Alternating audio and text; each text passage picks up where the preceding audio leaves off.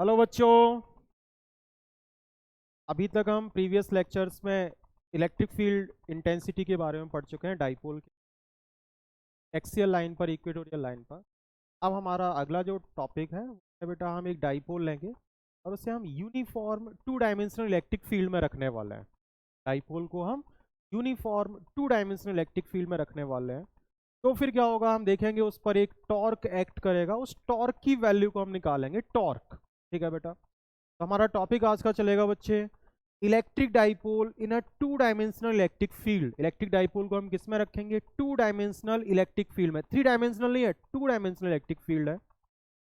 जब ऐसा करने पर उस पर एक टॉर्क लगेगा, torque acting on a dipole, हम इस टॉर्क को ही निकालने वाले।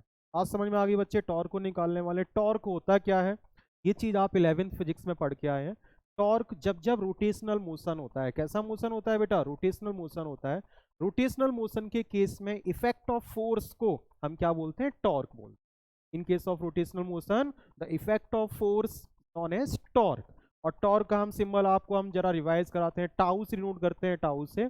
और टॉर्क हमारा होता था आइदर फोर्स, कोई सा हम एक फोर्स ले लें, रोटेशनल मोशन होगा either force into arm of couple. क्या हो जाएगा बेटा? Arm of couple. Arm of couple, या हम बोले distance between two forces, perpendicular distance between two forces. नाम एक ही है, आर्म ऑफ कपल बोल रहे हैं, perpendicular distance between two forces बोल रहे हैं। मीन्स कोई सा एक फोर्स लेंगे और जो कपल फॉर्म हो रहा है उसकी हम आर्म ले लेंगे। उसकी हम क्या ले लेंगे बेटा?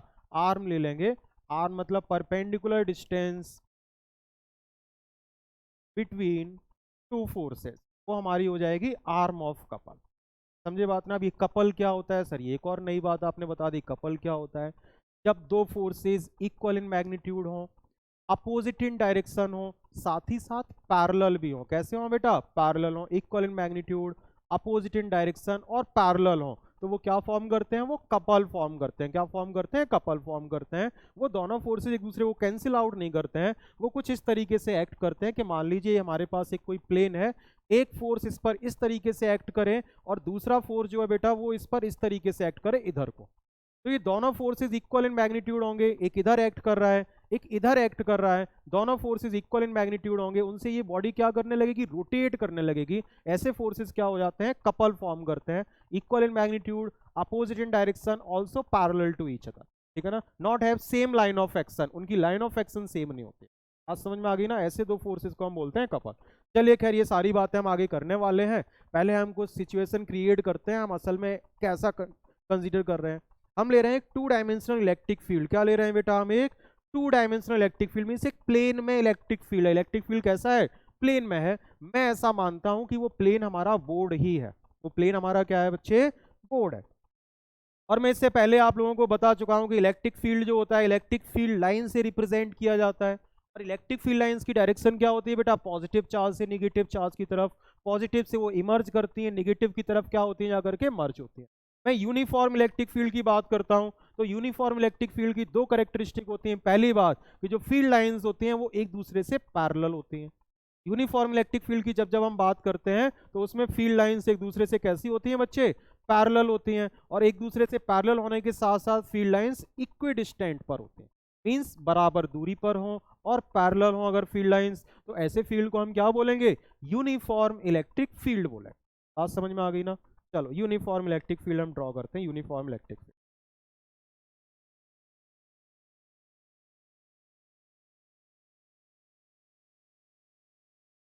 देखो बच्चे, हम कुछ लाइंस ड्रॉ कर रहे हैं।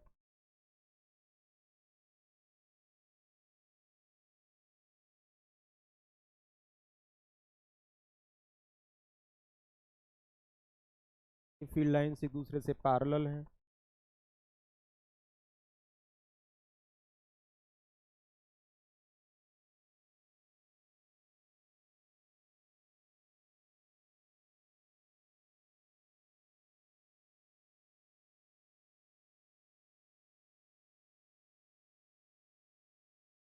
ठीक है बच्चे, ये फील्ड लाइंस एक दूसरे से पैरेलल हैं। साथ ही साथ इनकी जो डायरेक्शन है वो कुछ इस तरीके से इधर को है। इट मींस नीचे कैसा चार्ज होगा बेटा? नीचे पॉजिटिव चार्ज होगा, क्योंकि फील्ड लाइंस पॉजिटिव से इमर्ज हो रही होंगी। पर कैसा चार्ज होगा बेटा? नेगेटिव चार्ज होगा। क्या ये बात आपको समझ में आ गया? इधर पॉजिटिव चार्ज होगा, वहां से फील्ड लाइंस इमर्ज हो रही हैं, इमर्ज हो रही हैं, ऊपर की तरफ जा रहे हैं। ऊपर कैसा होगा? Negative charge. ये हमारा क्या बन गया? एक यूनिफॉर्म इलेक्ट्रिक फील्ड बन गया। ये क्या बन गया बच्चे? हमारा यूनिफॉर्म इलेक्ट्रिक फील्ड बन गया। और इलेक्ट्रिक फील्ड है, इसका मैं मैग्नीट्यूड ले लेता हूं वेक्टर ई। क्या ले लेता हूं बेटा? वेक्टर। समझे बात ना? यूनिफॉर्म इलेक्ट्रिक फील्ड ये क्या हो गया हमारा? वेक्टर ई हो गया। हमने इस यूनिफॉर्म इलेक्ट्रिक फील्ड में एक डाइपोल रखना है। कैसा रखना है बेटा? हमने एक डाइपोल रखना है। लेट अस कंसीडर हम एक डाइपोल ले रहे हैं। ये रहा डाइपोल, और एक एंगल के साथ रख रहे हैं डाइपोल को। एक एंगल के साथ रख रहे हैं। कैसे रख रहे हैं बच्चे? हम एक डाइपोल को एक एंगल के साथ रख रहे हैं। देखो कुछ इस तरीके से रख रहे हैं डाइपोल, एक एंगल के साथ हम डाइपोल रख, ये रख, ये हमने डाइपोल लिया। डाइपोल क्या क्या कंसिस्ट करता था बेटा? टू इक्वल और अपोजिट चार्जेस। टू इक्वल और अपोजिट चार्जेस मीन्स एक चार्ज हमारा क्या होगा बच्चे? माइनस क्यू होगा। एक चार्ज हमारा क्या होगा? प्लस क्यू होगा। ये जो चार्ज मैं मान रहा हूँ बेटा, वो मैं क्या मान रहा हूँ? माइनस क्यू मान रहा हूँ। ये जो पॉइंट है वो मैं पॉइंट ए लूंगा। यहाँ पे जो चार्ज होगा बच्चे, वो मैं क्या ले रहा हूँ? प्लस का क्यू ले रहा हूँ। माइनस क्यू जो चार्ज है वो कहाँ रखा हुआ है बेटा? ए पॉइंट पर रखा हुआ है। कहाँ रखा हुआ है? ए पॉइंट पर। ये पॉइंट हमारा ए हो गया। प्लस क्यू चार्ज है वो कहाँ रखा हुआ है? बी पॉइंट पर रखा। क्या इतनी बात क्लियर हो गई आपको? डाइपोल की जो लेंथ होती है उसको मैं किससे रिप्रेजेंट करता हूँ? 2a से रिप्रेजेंट करता हूँ। किससे करता हूँ बच्चे? 2a से। ये जो डाइपोल की लेंथ है ये हमारी क्या हो गई? 2a हो गई। बात समझ में आ गई ना? डाइपोल का एक मिड पॉइंट भी होगा। ये जो है वो डाइपोल का क्या है बच्चे? मिड पॉइंट है। इसको मैं ओ बोलता हूँ। क्या बोलता हूँ? O, mid point of the dipole.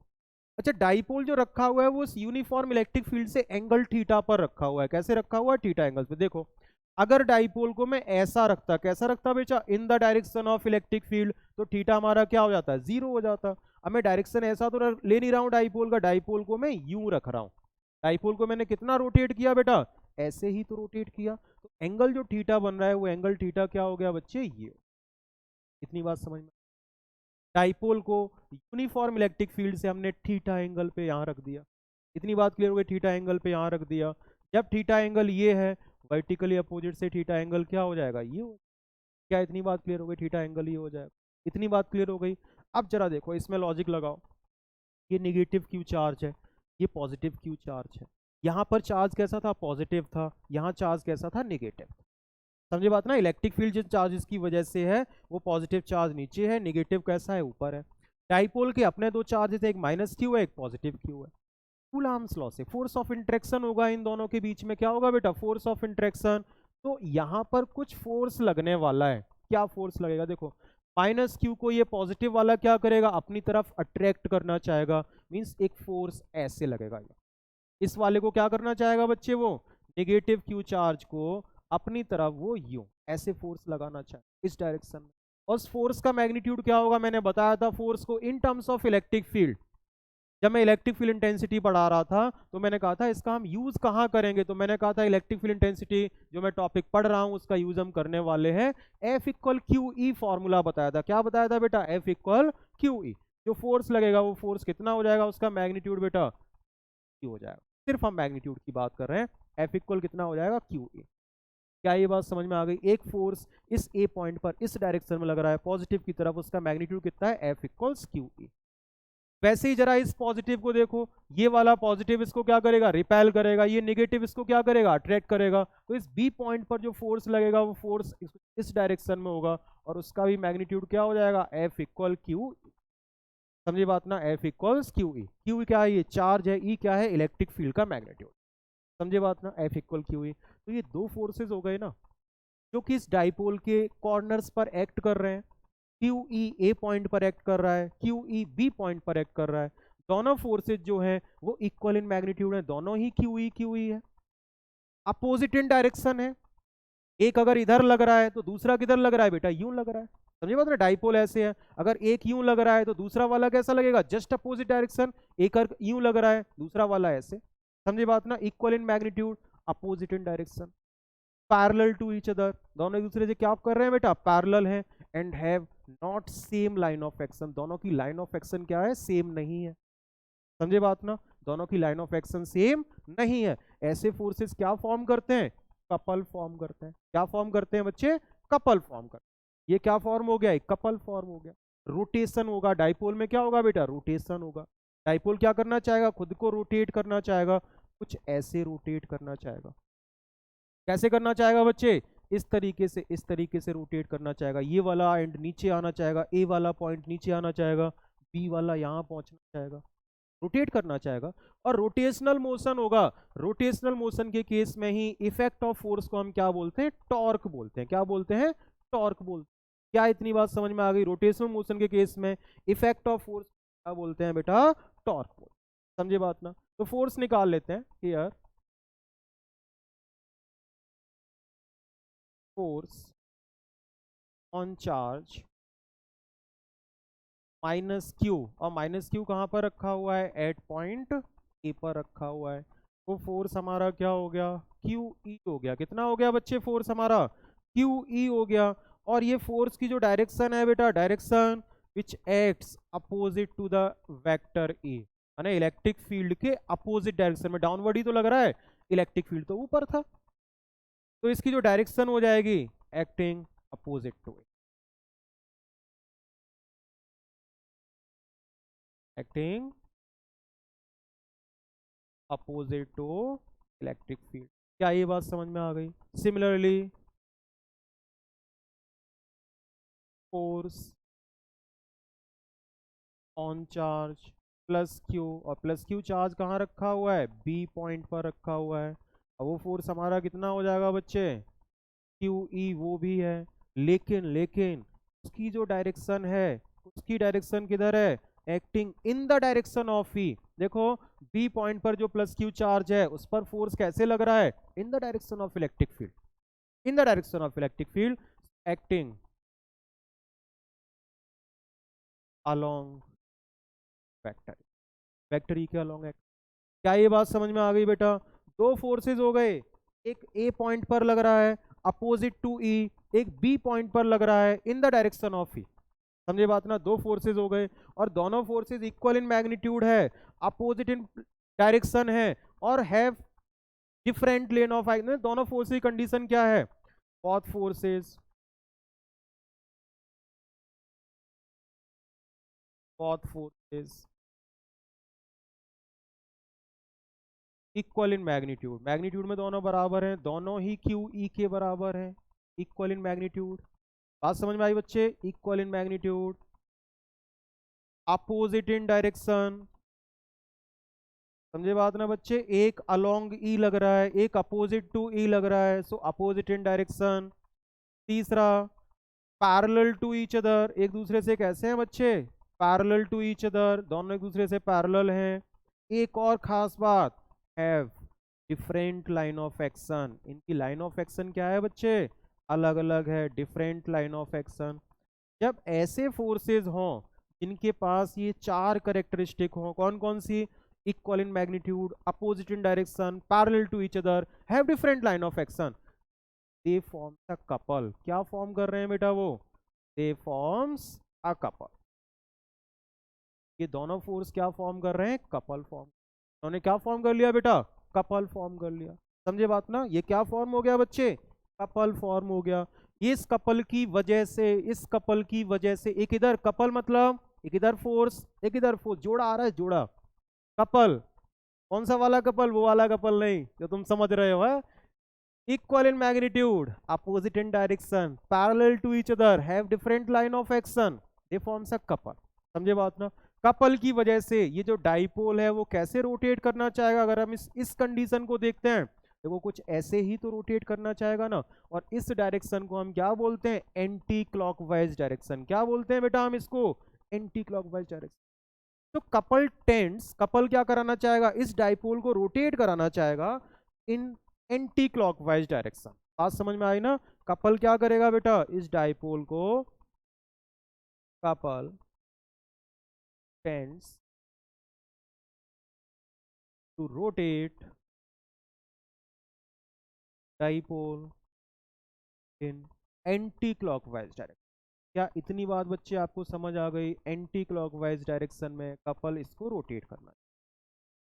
और जब जब रोटेशनल मोशन होता है, जब जब रोटेशनल मोशन होता है तो फिर वहां पर क्या एक्ट करता है, टॉर्क एक्ट करता है। क्या एक्ट करता है बेटा, टॉर्क एक्ट करता है। इफेक्ट ऑफ फोर्स को हम क्या बोलते हैं, टॉर्क बोलते हैं। और वही हमारा मोटिव था, टॉर्क निकालने का, ठीक है ना। टॉर्क का फॉर्मूला क्या होता है, हमें टॉर्क निकालना है, टॉर्क निकालना है बेटा, टॉर्क, ठीक है ना। तो टॉर्क का फॉर्मूला क्या होता है, इसे हटाएं, इस स्लाइड को हटा लें बच्चे। टॉर्क हमको निकालना है, हमको क्या निकालना है, टॉर्क। टॉर्क का फॉर्मूला होता है आइदर फोर्स, आइदर फोर्स, कोई सा हम एक फोर्स ले लें, क्योंकि दोनों ही बराबर हैं इसीलिए मैं वर्ड यूज कौन सा कर रहा हूं, आइदर वर्ड यूज कर रहा हूं। मैं कोई सा एक फोर्स ले लूं, कोई सा एक फोर्स ले लूं, और perpendicular distance, perpendicular distance between both force. समझे बात ना, कोई सा मैं एक फोर्स ले लूं और उसका मैं मल्टीप्लाई किसके साथ करूंगा बेटा, perpendicular distance between two force. तो मैं देखो, एक फोर्स यहां एक्ट कर रहा है, एक फोर्स यहां एक्ट कर रहा है, इन दोनों के बीच की परपेंडिकुलर डिस्टेंस हमको निकालनी है। तो हम क्या ड्रॉ करते हैं बच्चे, हम एक परपेंडिकुलर ड्रॉ करते हैं, एसी। क्या ड्रॉ करते हैं बच्चे, एक एसी हमने परपेंडिकुलर ड्रॉ किया। किससे परपेंडिकुलर है ये यूनिफॉर्म इलेक्ट्रिक फील्ड ई से परपेंडिकुलर। समझे बात ना, हमने एसी परपेंडिकुलर ड्रॉ कर दिया। ये पॉइंट हमने क्या ले लिया, सी ले लिया। ये पॉइंट हमने क्या ले लिया बेटा, सी ले लिया। जरा आप इस ट्राइंगल में देखो, ए बी सी में ये एंगल क्या हो जाएगा, ये वाला एंगल थीटा हो जाएगा। ये एंगल क्या हो जाएगा बच्चे, थीटा हो जाएगा। समझे बात ना। तो हम क्या करते हैं, हम ड्रॉ, ड्रॉ परपेंडिकुलर एसी। हमने क्या ड्रॉ कर दिया बेटा, एक परपेंडिकुलर एसी ड्रॉ किया। और ये किससे है परपेंडिकुलर, ऐसे लिखना, draw AC is perpendicular to E। किससे परपेंडिकुलर बेटा, इलेक्ट्रिक फील्ड इंटेंसिटी से परपेंडिकुलर है। क्या ये बात आपको क्लियर हो गई, वेक्टर E, इसमें हम वेक्टर लगा देंगे, AC is perpendicular to vector E। इतनी बात क्लियर हो गई, AC is perpendicular to vector E। ये AC क्या रिप्रेजेंट कर रहा है बेटा, AC क्या रिप्रेजेंट कर रहा है, रिप्रेजेंट्स आर्म ऑफ कपल। ये क्या रिप्रेजेंट कर रहा है बेटा, आर्म ऑफ। समझे बात ना, आर्म ऑफ कपल क्या होता है, आर्म ऑफ कपल होता है perpendicular distance between two force, perpendicular distance between two forces. अब जरा हम AC की वैल्यू निकालना चाहें, तो इन ट्राइंगल ABC, कौन से वाले ट्राइंगल में बच्चे, ABC में, देखो ABC, अगर हम साइन थीटा लगाते हैं, क्या लगाते हैं बेटा हम, साइन थीटा अगर हम लगाते हैं, साइन थीटा इक्वल क्या हो जाएगा, perpendicular upon hypotenuse. Sine theta equals क्या हो जाएगा, परपेंडिकुलर क्या आ रहा है, AC आ रहा है, हाइपोटेनियस क्या आ रहा है बेटा, AB आ रहा है, AB। तो AC इक्वल्स क्या हो जाएगा, AC इक्वल्स हो जाएगा AB साइन थीटा। क्या इतनी बात क्लियर हो गई, AC इक्वल्स क्या हो गया, AB साइन थीटा। यही वैल्यू हम आगे लिखते हैं, in triangle ABC sine theta equal AC upon AB। तो AC हमारा क्या हो गया बच्चे, AB साइन थीटा। और AB क्या था बेटा, लेंथ ऑफ, AB क्या था बच्चे, लेंथ ऑफ डाइपोल, जिसको हम 2A से रिप्रेजेंट कर रहे थे। तो क्या मैं इसको 2A साइन थीटा नहीं लिख सकता हूं, 2A साइन, AC इक्वल क्या हो गया, 2A साइन थीटा। और AC हमारा क्या था, आर्म ऑफ कपल था। AC हमारा क्या था बच्चे, आर्म ऑफ कपल। टॉर्क निकालते हैं, torque now.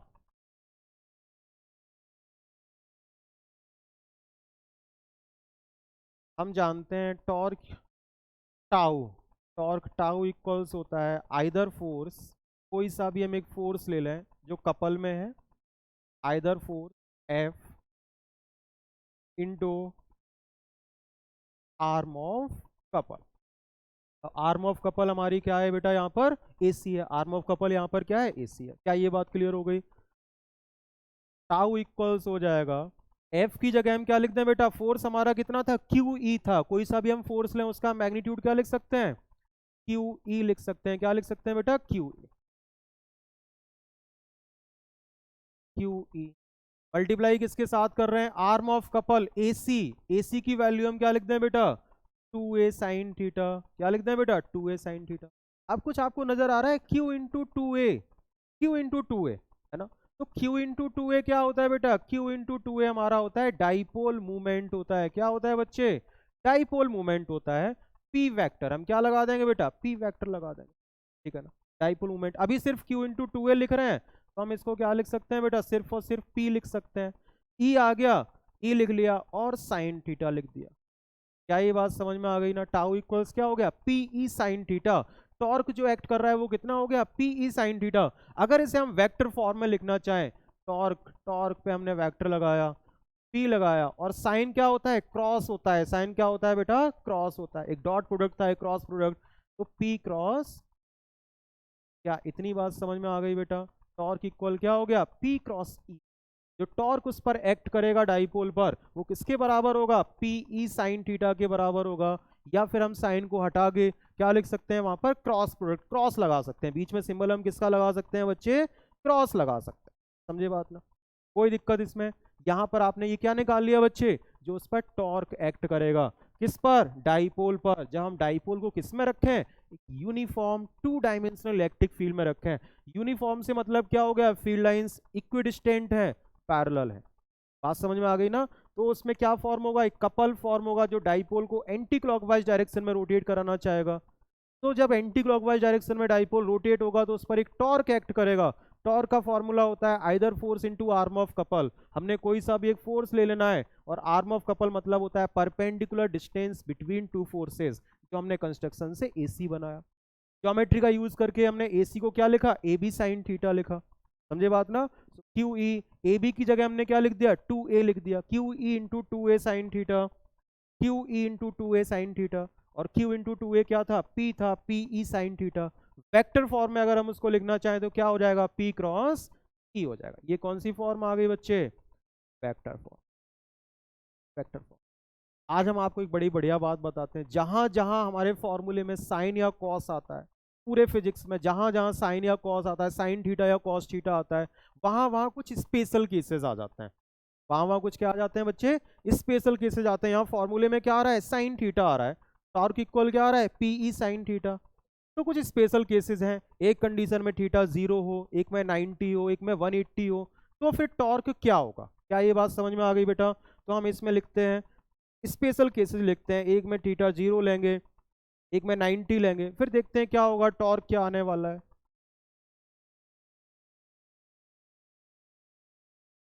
Special cases when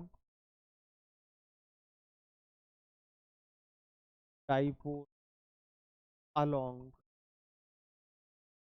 dipole जो है वो पहले से ही इलेक्ट्रिक फील्ड के अलोंग है। डाइपोल जो है बच्चे, वो पहले से ही कैसा है? वो इलेक्ट्रिक फील्ड के अलोंग है। मींस वो ऐसा ना रखते हुए वो यूं रखा हुआ है, इलेक्ट्रिक फील्ड के अलोंग रखा हुआ है। जब वो इलेक्ट्रिक फील्ड के अलोंग रखा हुआ है, इट मींस थीटा की वैल्यू क्या हो गई? 0 हो गई।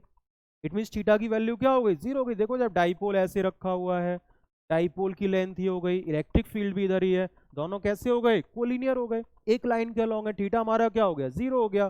थीटा हमारा क्या हो गया बच्चे? 0 हो गया। थीटा इक्वल्स क्या हो गया? 0 डिग्री हो गया। तो टॉर्क इक्वल क्या हो जाएगा? पी ई साइन थीटा होता था, हम क्या लगा दें? साइन 0 लगा दें। और साइन 0 की वैल्यू कितनी होती है? साइन 0, साइन 0 की वैल्यू होती है 0।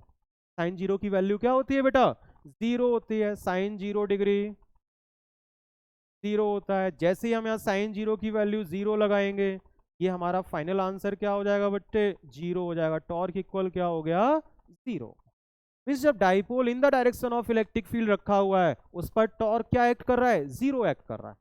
टॉर्क जब 0 एक्ट कर रहा है, मींस उस पर रोटेशनल इफेक्ट आ ही नहीं रहा है। रोटेशनल इफेक्ट का जो फोर्स था वो क्या हो गया? 0 हो गया। मींस डाइपोल कैसा होगा? स्टेबल कंडीशन में होगा, स्टेबल इक्विलिब्रियम में होगा। इस कंडीशन में टॉर्क हमारा क्या हो गया? मिनिमम हो गया। टॉर्क क्या हो गया बच्चे? मिनिमम हो गया। और डाइपोल कैसा आ गया? In stable equilibrium. Dipole in stable equilibrium. समझे बात ना? और हर डाइपोल चाहता है कि वो स्टेबल इक्विलिब्रियम में रहे, या आने की कोशिश करता है। जब तक नहीं होता है तब तक वो स्टेबल इक्विलिब्रियम में आने की कोशिश करता है। Means in the direction of electric field खुद को अलाइन करना चाहता है। हर डाइपोल खुद को इन the direction of electric field align करना चाहता है, स्टेबल इक्विलिब्रियम में आना चाहता है। एक और केस, एक और केस, ये तो पहला हो गया। दूसरा case, when dipole is perpendicular to A. इससे हो बेटा, इलेक्ट्रिक फील्ड इंटेंसिटी से परपेंडिकुलर रखा हो। परपेंडिकुलर से सेंस हमारा क्या हो गया, परपेंडिकुलर से सेंस हमारा ये हो गया। अभी डाइपोल ये था, डाइपोल कैसा हो जाए, ऐसे हो जाए, एसी के अलोंग, जो हमने एसी बनाया हुआ है उसके अलोंग हो जाए। इसका मतलब इलेक्ट्रिक फील्ड इंटेंसिटी की डायरेक्शन, इलेक्ट्रिक फील्ड की डायरेक्शन ये है, डाइपोल ये है, एंगल कितना हो गया, 90 हो गया। एंगल कितना हो गया, 90 हो गया। थीटा की वैल्यू कितनी हो गई बेटा, 90 हो गया। देन थीटा इक्वल्स 90 डिग्री, तो टाउ इक्वल्स क्या हो जाएगा बेटा, पीई साइन 90। और हम जानते हैं कि साइन 90 किसके बराबर होता है, 1 के बराबर होता है। तो हमारा क्या हो गया, पीई हो गया। टॉर्क कितना हो गया बच्चे, पीई हो गया। ये कंडीशन मैक्सिमम टॉर्क की है। ये कंडीशन किसकी है बच्चे, मैक्सिमम टॉर्क। ये कंडीशन किसकी है, मैक्सिमम टॉर्क की है। और ऐसी कंडीशन में जो डाइपोल पे टॉर्क लगेगा वो मैक्सिमम हो गया। और ये कंडीशन दूसरी कौन सी हो गई, अनस्टेबल इक्विलिब्रियम हो गया। ये कौन सा हो गया बेटा, अनस्टेबल इक्विलिब्रियम। इस कंडीशन में अनस्टेबिलिटी रहेगी, मींस डाइपोल खुद को कभी भी ऐसा नहीं चाहेगा कि उस पर टॉर्क मैक्सिमम करे, वो खुद को मिनिमम टॉर्क की तरफ ले जाना चाहेगा, स्टेबल इक्विलिब्रियम में लेना चाहेगा। क्या ये बात आपको समझ में आ गई, डाइपोल खुद को कैसे अलाइन करना चाहेगा, इन the direction of electric field. आज समझ में आ गई, इन the direction of electric field. यहाँ पर हमारा ये टॉपिक खत्म होता है। आप एक बार इसको फिर से रिवाइज कर सकते हैं। हमने एक इलेक्ट्रिक डाइपोल लिया, यूनिफॉर्म 2 डायमेंशनल इलेक्ट्रिक फील्ड में रखा था, एक एंगल थीटा के साथ रख रहे थे। तो उस पर दो फोर्स एक्ट कर रहे थे, एक F इक्वल क्यू ई जो कि माइनस क्यू चार्ज पे लग रहा है, और ये कैसा है बेटा, अपोजिट टू डायरेक्शन ऑफ ई। एक लग रहा है F इक्वल क्यू ई जो कि पॉजिटिव क्यू चार्ज पे लग रहा है, ये है इन द डायरेक्शन ऑफ ई। दो फोर्सेज हो गए यहाँ पर, ए पॉइंट पर अपोजिट टू ई लग रहा है, बी पॉइंट पर इन द डायरेक्शन ऑफ ई लग रहा है। ऐसे फोर्सेज जो इक्वल इन मैग्नीट्यूड हो, अपोजिट इन डायरेक्शन हो, पैरेलल टू ईच अदर हो, have different line of action हो, ये क्या फॉर्म करते हैं, कपल फॉर्म करते हैं। और इस कपल की वजह से डाइपोल जो है वो एंटी क्लॉकवाइज डायरेक्शन में खुद को रोटेट कराना चाहेगा। ए पॉइंट पर फोर्स यूं लग रहा है, बी पर यूं लग रहा है, डाइपोल एंटी क्लॉकवाइज डायरेक्शन में खुद को रोटेट करना चाहेगा। रोटेशनल मोशन यहाँ पर होगा। जब जब रोटेशनल मोशन होता है तो वहां पर क्या आता है बेटा, टॉर्क आता है। जो इफेक्ट ऑफ फोर्स होता है रोटेशनल मोशन के केस में, उसको हम कैसे एक्सप्रेस करते हैं, टॉर्क के फॉर्म में एक्सप्रेस करते हैं। तो हम क्या निकालना चाहेंगे, टॉर्क निकालना चाहेंगे। टॉर्क हम जानते हैं it is defined as the product of either force, कोई सा हम एक फोर्स लेंगे और उसका मल्टीप्लाई हम किसके साथ करेंगे बेटा, आर्म ऑफ कपल से। किससे मल्टीप्लाई करने वाले हैं, आर्म ऑफ कपल से हम मल्टीप्लाई करेंगे। और यहाँ पर आर्म ऑफ कपल क्या हो जाएगी बेटा, arm of couple means perpendicular distance between two forces, जो कि हमारी एसी है। समझे बात ना, हमने इस ट्राइंगल में कुछ ज्योमेट्री का यूज किया, एसी जो हमारा आएगा वो किसके बराबर आ जाएगा, ए बी साइन थीटा आ जाएगा। अगली स्लाइड में टॉर्क जो आएगा वो क्या हो गया बेटा, either force into arm of couple. Force Q E था, एसी को हमने क्या लिखा था, 2a साइन थीटा लिखा था, तो q इंटू 2a हमारा p हो जाता है, सो p ई साइन थीटा। वेक्टर फॉर्म में अगर हम इस फॉर्मूले को लिखते हैं तो वो क्या हो जाएगा, torque equal p cross e। समझे बात ना। अब यहाँ पर दो स्पेशल केस आ गए। एक स्पेशल केस में जब डाइपोल अलोंग ई हो, मींस इलेक्ट्रिक फील्ड के डायरेक्शन के अलोंग हो, इस कंडीशन में थीटा हमारा क्या हो गया, 0 डिग्री हो गया। जब हम यहाँ पे साइन 0 लगाएंगे, साइन 0 की वैल्यू 0 होती है, इस टॉर्क हमारा क्या हो गया, 0 हो गया। डाइपोल पर मिनिमम टॉर्क एक्ट करेगा जब डाइपोल कैसा होगा, अलोंग द डायरेक्शन ऑफ ई होगा। अलोंग द डायरेक्शन ऑफ ई, उधर ही खुद को अलाइन किए हुए है जिधर इलेक्ट्रिक फील्ड की डायरेक्शन है। समझे बात ना। ये कंडीशन किसकी हो गई, स्टेबल इक्विलिब्रियम की होगी। ऐसी कंडीशन में डाइपोल खुद को कैसा रखना चाहेगा, स्टेबल रखना चाहेगा, स्टेबिलिटी की कंडीशन हो गई। दूसरा केस है कि जब डाइपोल कैसा हो बच्चे, परपेंडिकुलर टू ई हो। किससे हो, परपेंडिकुलर टू ई, तो थीटा हमारा क्या हो गया, 90 हो गया। अगर हम साइन 90 लगाते हैं, साइन 90 की वैल्यू होती है 1, साइन 90 की वैल्यू जैसे ही 1 आएगी तो टॉर्क हमारा क्या हो गया, पीई हो गया। और ये कंडीशन किसकी हो गई, मैक्सिमम टॉर्क की कंडीशन हो गई। किसकी कंडीशन हो गई बच्चे, ये मैक्सिमम टॉर्क की कंडीशन हो गई। इस केस में डाइपोल हमारा कैसा होगा, अनस्टेबल। समझे बात ना। इस केस में डाइपोल कैसा होगा, अनस्टेबल होगा, और वो खुद को अलाइन करना चाहेगा इन the direction of E, minimum की तरफ, मैक्सिमम टॉर्क से मिनिमम टॉर्क की तरफ खुद को अलाइन करना चाहेगा। क्या ये बात बच्चे आपको समझ में आ गई। आज की बात हम यहीं खत्म करते हैं, मिलते हैं अगले वीडियो में, तो हम नया टॉपिक स्टार्ट करेंगे।